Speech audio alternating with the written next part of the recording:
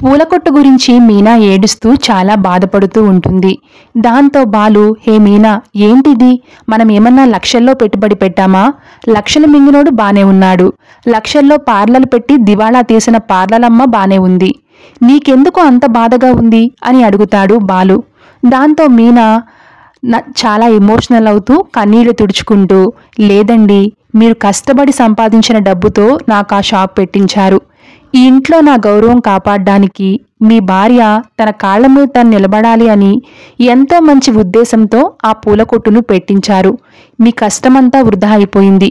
నాకు చాలా బాధగా ఉందండి, నాకు చాలా బాధగా ఉంది అంటూ మీనా ఎక్కెక్కి ఏడుస్తూ ఉంటుంది. దాంతో బాలు, నువ్వు సంతోషంగా ఉన్నావని, దాని మీద రూపాయి సంపాదించి అంతా నాకే ఇస్తున్నావని కామాక్షి అత్త అన్నట్టు ఎవరో దగ్గర వాళ్లే ఇలా చేసి ఉంటారు అని బాలు అనగానే ఒక్కసారిగా రోహిణి, ప్రభావతి మొహం మార్చుకుంటారు. దాంతో కామాక్షి, ఏంటి బాలు, మీ అమ్మ మీద రోహిణి మీద అనుమానం వస్తుందా? వాళ్లనే అనుమానంగా చూస్తున్నావు అని అడుగుతుంది.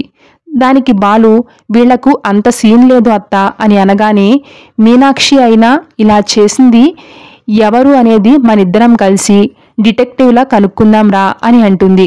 దాంతో మీనా, నా తలరాత ఇంతే, ఎన్ని అనుకున్నాను, మీకు సహాయంగా ఉంటాననుకున్నాను, కానీ ఆ దేవుడు నాకు రాసి పెట్టలేదు.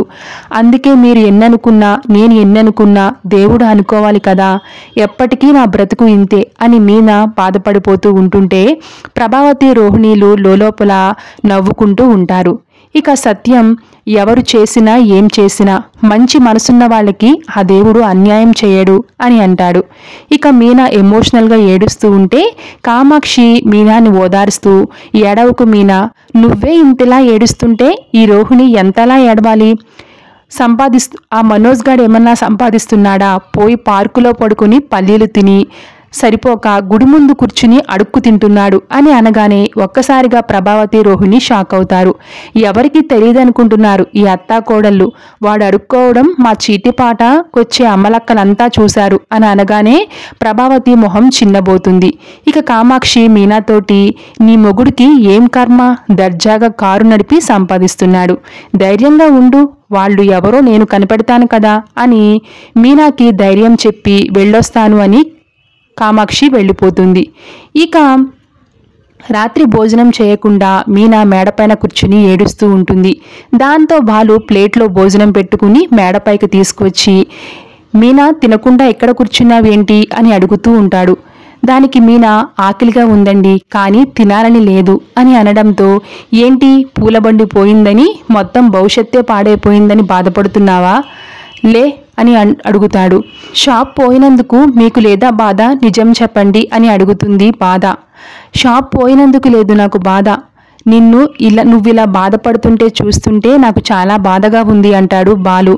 మీరు ఎంతో ప్రేమగా ఆ షాప్ పెట్టించారు, దాన్ని నేను కాపాడుకోలేకపోయాను అని అంటుంది. కార్పొరేషన్ వాళ్ళు తీసుకువెళ్తే నువ్వేం చేస్తావు మీనా అని అంటాడు బాలు. దాని వెనక మీ కష్టం ఎంత ఉందో నాకు తెలుసండి అని అంటుంది. నీ కష్టం ఎంత ఉందో నాకు కూడా తెలుసు, మనకి కష్టం విలువ తెలుసు, ఎందుకంటే మనం కష్టాన్ని నమ్ముకున్నాం. ఏ కష్టం చేతకాక గుడి ముందు అడుక్కునే వాళ్ళు బాధపడాలి, మనకేం కర్మ అని బాలు మీనాకి సర్ది చెప్తాడు. ఇక ఉదయాన్నే మీనాని ప్రభావతి తిడుతూ ఉంటుంది.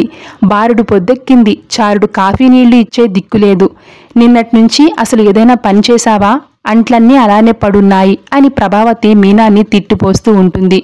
దాంతో బాలు వచ్చి, మీ పెద్ద కోడలికి ఆ మాత్రం కాఫీ పెట్టడం చేత కాదా? నా భార్య అసలు పనే చేయదు, కావలితే పని మనిషిని పెట్టుకోండి అని బాలు అంటాడు. ఇక బాలు కార్ స్టాండ్ దగ్గర తన ఫ్రెండ్స్తో మాట్లాడుతూ ఉండగా తన ఫ్రెండ్ రాజేష్, జనానికి బాగా బద్ధకం పెరిగిపోయిందిరా, అన్నీ ఇంటికే తెచ్చివ్వాలి అనడంతో బాలుకి ఒక ఆలోచన వస్తుంది. మనమే వెళ్ళి వాళ్ళకి పూలు డోర్ డెలివరీ చేస్తే ఎలా ఉంటుందిరా అని అనగానే అక్కడ ఉన్న వాళ్ళంతా సూపర్ ఐడియా బాలు అని అంటూ ఉంటారు. ఇక అలా మీనా పూలు డోర్ డెలివరీ చేయాలి అంటే ఒక వెహికల్ కావాలని సెకండ్ హ్యాండ్ స్కూటీ కోసం షోరూమ్కి వెళ్తాడు బాలు. అక్కడ ఓ స్కూటీ బాలుకి బాగా నచ్చుతుంది.